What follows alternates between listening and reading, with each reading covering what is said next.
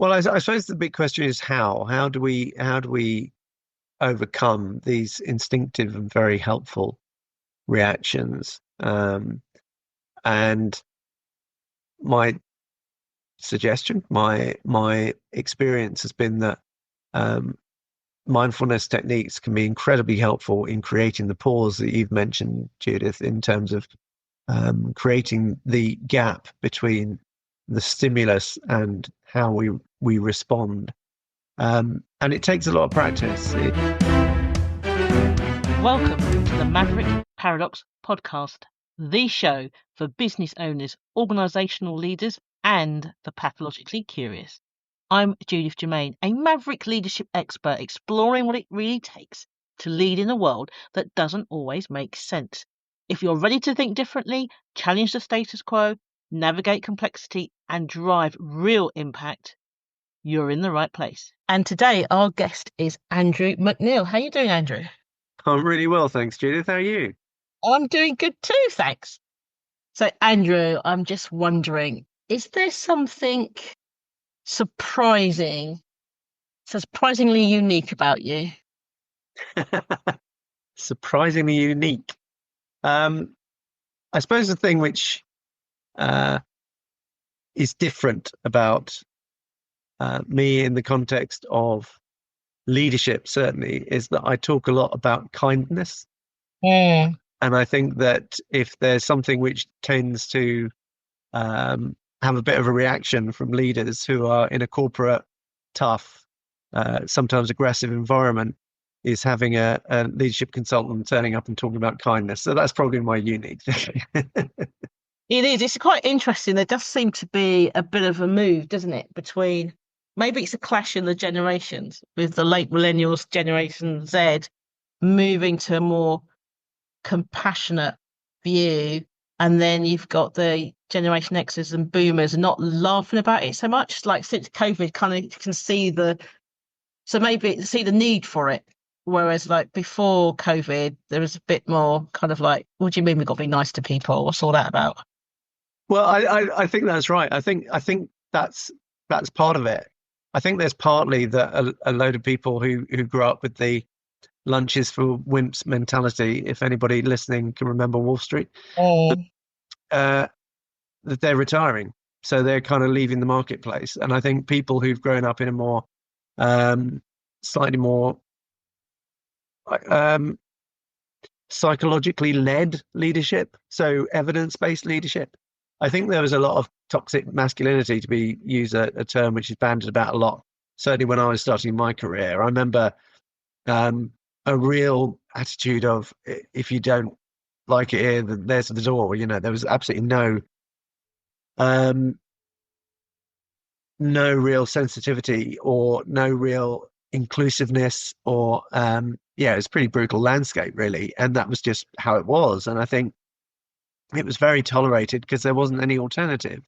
And I think, to be honest with you, there's been a lot of work by psychologists and a lot of evidence gathering to see what actually works.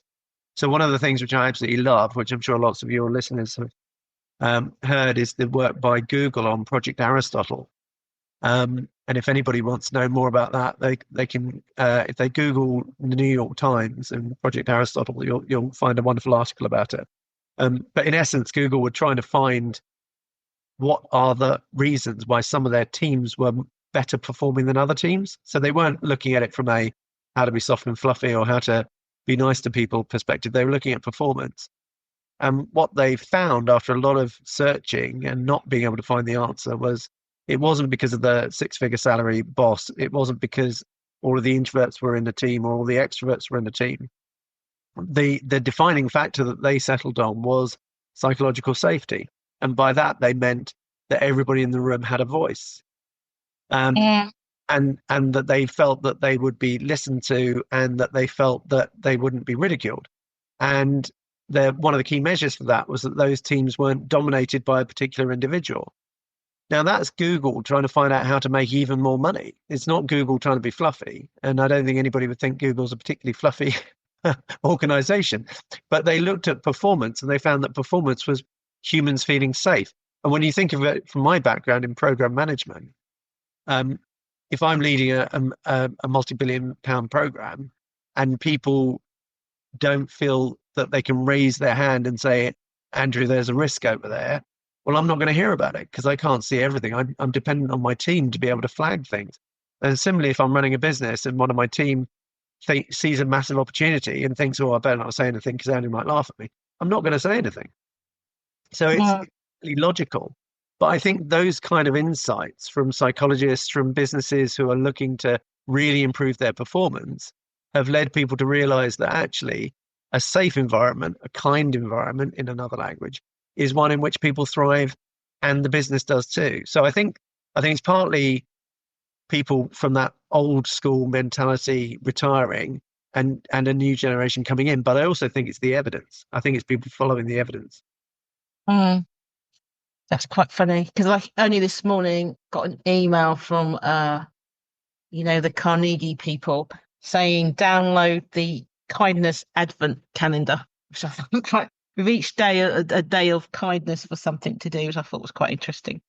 So how does all this kindness at work and psychological safety kind of relate to the need to respond to stuff rather than reacting to it? Well, I'm sure that lots of your listeners are familiar with ideas like the amygdala hijack and stuff like that. But in essence, my experience is that from my own personal experience as a leader, but also as working with other clients, there's a huge amount of fear which dominates our activities in work. And if we think about the amygdala hijack for a moment, for anybody who's not familiar, the amygdala is part of the brain which is responsible for our fear response, if you like. And it's a fantastic thing. And I'm a big advocate of it because the best way to describe it, I think, is those moments when you're about to cross the road and you see a bus and your body jolts to a stop. And at that moment, you're not thinking, oh, I need to flood my body with adrenaline to make my legs stop so that I don't get hit by the bus. It just happens. And it's an immediate and brilliant response. And it's our fight, flight, and freeze response, which people are familiar with as well. And it's a great system and it keeps us alive, and that's good. Problem is that it's the same physiological reaction that we have to a bus heading towards us as we do in the boardroom when we're feeling under enormous pressure. And to my experience, fighting your way out of a boardroom, hiding under the desk, or running out of the room isn't going to help our career prospects. So having this physiological reaction doesn't necessarily help us as leaders. And to a slightly less dramatic sort of illustration, if we get that infuriating email from somebody who we think is a threat to our position or who we think is trying to undermine us, and we immediately respond back, we suddenly have a whole load more work to do to potentially unpick the damage that we've done to that relationship, or to get the program back on track, or to do whatever we have to do. So the capacity to actually pause, to notice what our reaction might be, but what our response could be, can be the difference between wasting a whole lot of time trying to rebuild a relationship that never had to be broken, or trying to, in some way, repair the damage that we've done to somebody else's well-being.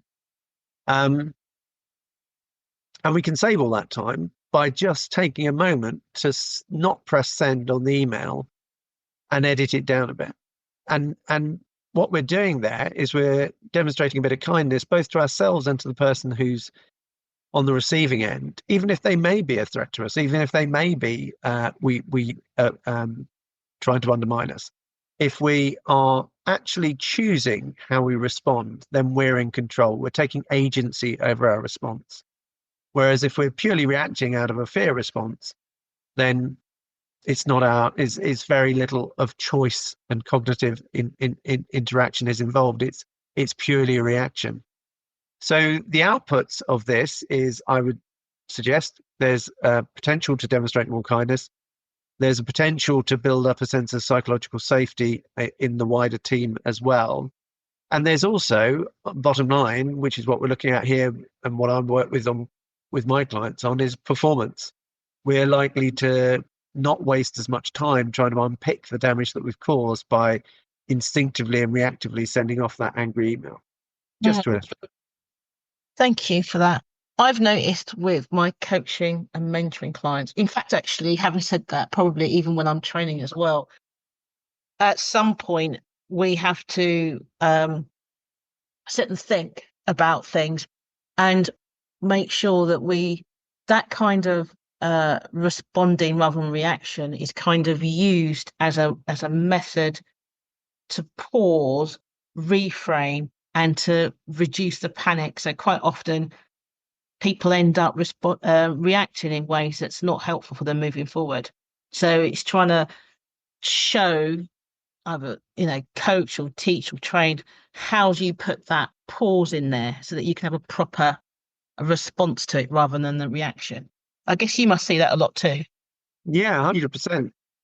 100%. I think there's an expression which I use quite a lot, which I can't claim credit for. I'm sure others have heard it, but it's being a head on a stick. So in the days when we were in offices all the time, I used to go from meeting room to meeting room problem solving. And so I would use whatever cognitive skills I have to try to unpick whatever the problem was, physically move to the next office and then do it all again, and do that from 8 till 6 or whatever the times were. And I'd be using my body purely as a stick to carry my brain around. And I would ignore the fact that, one, my body had its own needs and that I wasn't looking after it terribly well, but also that my body was involved in that cognitive process. So if we recognize that actually when we feel that fear response of my boss is having a go at me, that person is undermining me, that email is threatening, that is a knot in the stomach, is a physical reaction, not just a cognitive one. And it drives a lot of how we react to situations. So recognizing that as a start of a 10 is progress, because we can then take action to try to diffuse some of that tension, to try to diffuse some of that adrenaline. And that can be really powerful because it can free up our minds to actually do the cognitive stuff that we need it to do. And we're brilliant at deluding ourselves that we're just sitting in our brains doing stuff, and that we're not actually also being influenced by our physiological responses, especially when we're in, fairly intellectual or fairly challenging corporate settings. I think it's really easy to, as I say, just forget that we are very human, that we have human reactions, but unlike humans, we have the capacity to choose to respond rather than react. Yeah, and it's recognizing that sometimes we sometimes we react quite quickly to something because the situation we're in reminds us of something from our past. I don't know whether you were bullied or misunderstood or traumatized in some way or form, and that's what's causing sort of a reaction rather than a response, and recognizing that and learning the things that you can do when that happens can create that pause to sit and think about it. What other key barriers to success are there? With the responding rather than reacting. Well, I'm just sort of thinking that, some of the barriers to success are things like misunderstandings or biases. And I'm just wondering, how can we deal with those so that we can transform the way that we work? Well, I mean, that's a huge question, Judith. I think you're spot on, though. I think I've done a lot of work around trying to address biases, particularly. And one of the expressions which I sort of really enjoyed using was, if unconscious bias is part of the problem, then being more conscious and waking up might be part of the solution. And actually just taking the time to notice our biases, and to try to become more aware of them, I think can be a game changer, because again, there's so much evidence to demonstrate that inclusive teams are more financially successful, let alone anything else.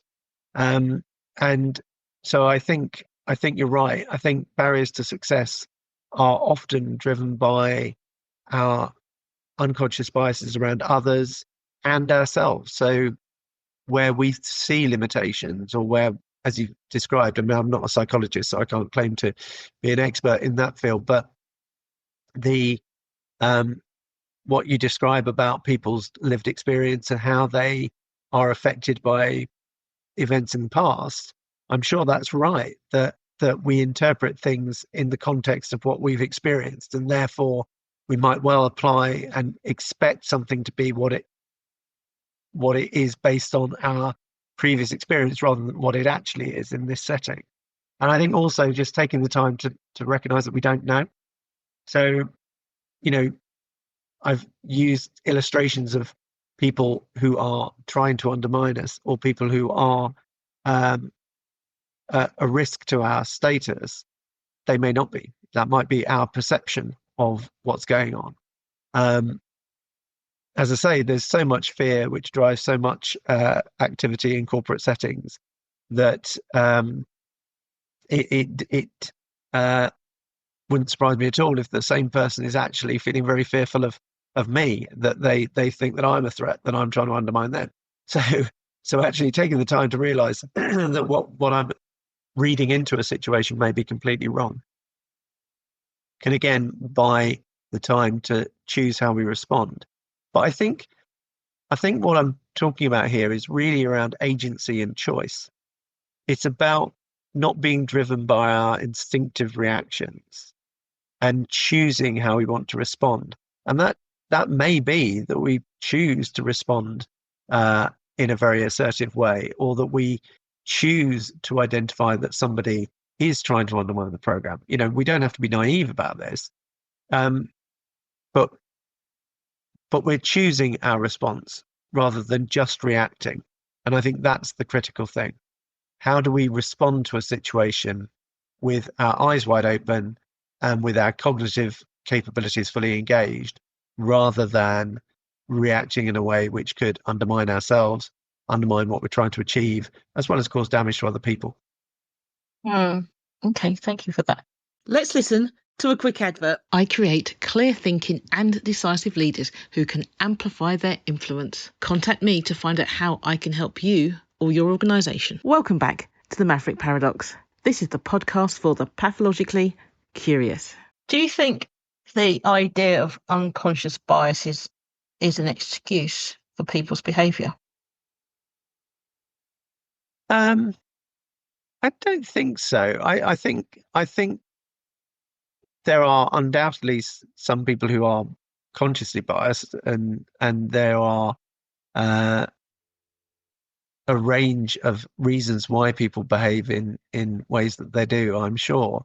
But again, I'm not a psychologist, so I'm not an expert in this. But my understanding of unconscious bias is that there's a fairly wide acceptance that it exists, in that we have prejudices which we may not bring to the forefront of our cognitive experience, but that does undermine our capacity to treat people inclusively.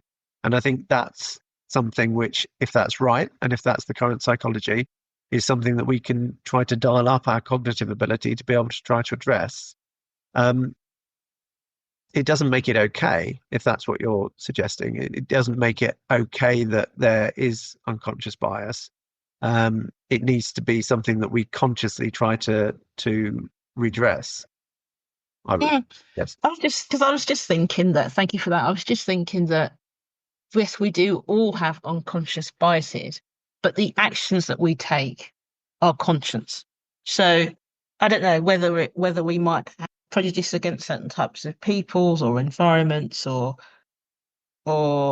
we have a bias to squeaky voiced people because our mum was squeaky voiced, or whatever that is, that trigger, we still behave in a certain way, and that behavior has consequences, good or bad, and it's an action. So the behavior is observable. Do you see what I mean? So like, we might do something because we're triggered in a certain way, but as soon as we have done it, that action, you could observe it and you can do something about that action. But to say, oh, unconsciously I did it. Oh well, doesn't seem to be right. Do you know what I mean? Yeah, I'd agree with that, but I'm not sure all action is conscious. I think the stopping before the bus hits you is a is a reactive. Okay, so I guess let's put it in the workplace. I don't know. You decide that green people bother you for whatever reason. So you're recruiting and you see a green person, so you decide to act in a certain way. That acting is observable. So that there's consequences of that. Or you might like green people, so you hire all the green people, right? The halo and the horn effect is a great example of this. But the action then becomes noticeable, isn't it? So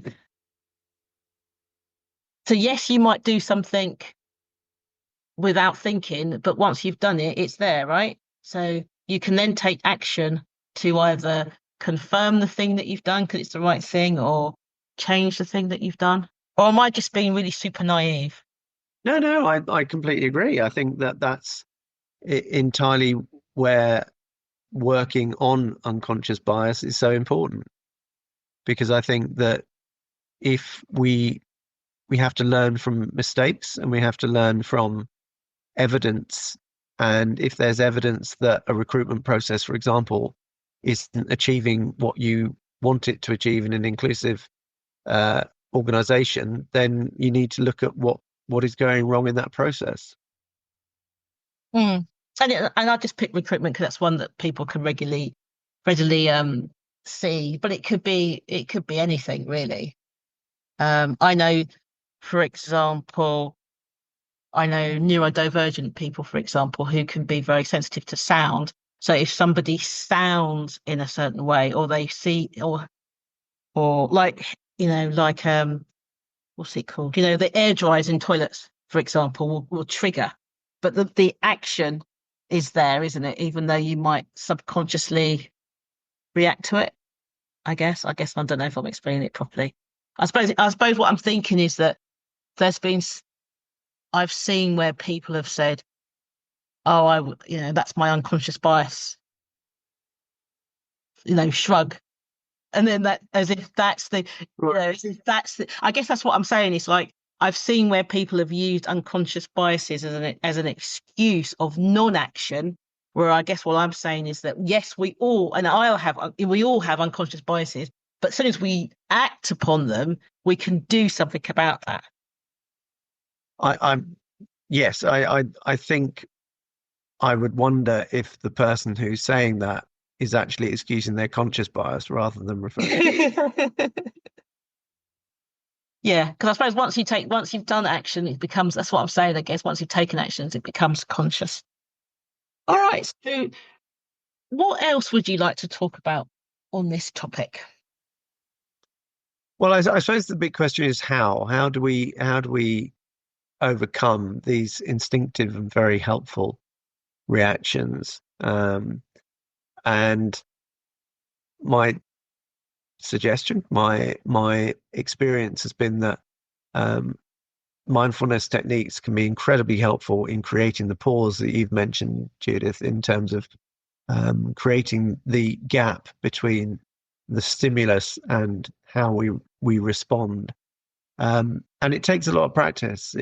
I talk to clients about this. Um, my organization, Alex Leaders, offers 6 weeks programs for leaders to try to introduce some of these techniques in a very practical and pragmatic way.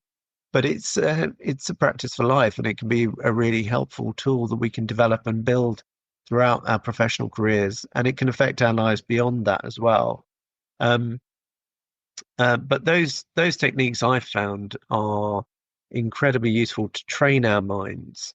And it does surprise me really still that although there's quite a lot of talk about mindfulness or has been over the years, and it comes in and out of fashion for a bit. Um, it it it I do find it very interesting that people will routinely talk about going to the gym or going running or cycling or whatever their exercise is to keep their body in great shape, but not so much the mind. And I think that's quite interesting. I think we take our minds for granted, and we take our minds for granted in the professional and corporate setting, particularly. And I think it's very interesting that the foundational skills that I think we're talking about today, Judith, around how do we achieve this capacity to respond rather than our instinctive reactiveness. I think that's something which is a skill, and it's a foundational skill that we don't necessarily have. I think we have it as children, but I think, and again, I'm not a cultural anthropologist, so I can't compare other societies, but I think particularly in Western society, we value the rapid response so much, and we have got so entrenched in the idea of same day delivery and so on and so forth, that the idea of pausing is almost countercultural. And I think that there's a real there's a great guy whose name will come back to me, but he describes mindfulness as an act of rebellion, because every device that we have is trying to grab our attention. And so in the attention economy, an act of mindfulness is an act of rebellion, because we're choosing to take our attention back. And that's how it can be in the workplace. We have so many things, so many emails, so many phone calls, so many appointments, so many presentations, so many training courses, whatever it might be, to steal our attention, that actually to be able to take agency over our minds and to place our attention where we want to place it can be a game changer, and is an act of choice and an act of agency. So my encouragement would be to invite people to check out obviously our website, but alxleaders.com, but also to check out mindfulness as a technique that they can bring into their corporate leadership.